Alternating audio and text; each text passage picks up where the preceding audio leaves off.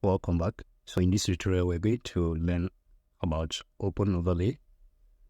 So first, we're going to delete this circle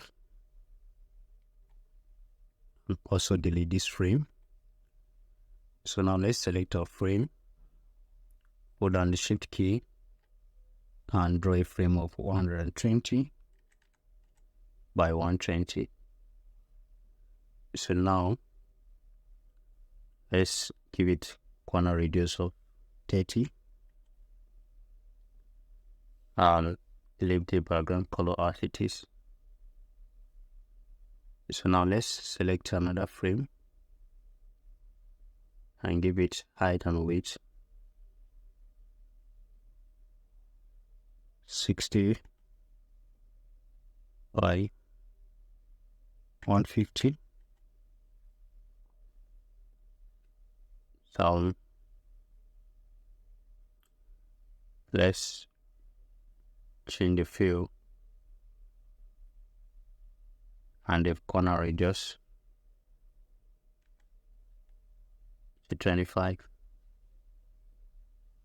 So we're changing the fill to height as well.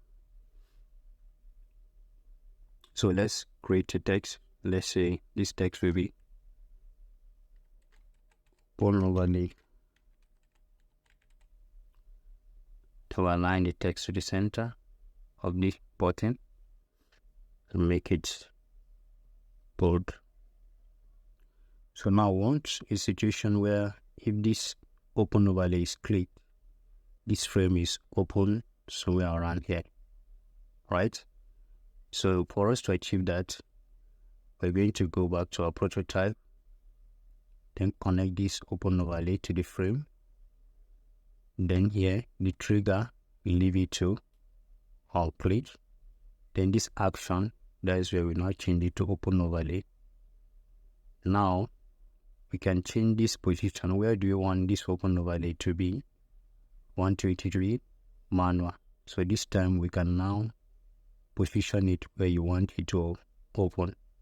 Now we can use this method. Maybe you're trying to create a page where a user will click on login and you want a pop-up to show where the login is successful. So you can use this type of open overlay to achieve that. So now let's close it and go and start our prototype. So come here and restart our prototype. Then let me click on open overlay. You can see it's there. But once I click, nothing is happening, right? All right, let's go back and modify that as well. So now we click on the prototype again. What do you want? What kind of action do you want it to do after some certain seconds? So you can click here. When click outside, the overlay should disappear, right? So let's go back and restart our prototype. And when I click on open overlay, it's there. Well, and if I click outside, it does disappear. So in the next lecture, we're going to see how we can make it close automatically. See the next lecture.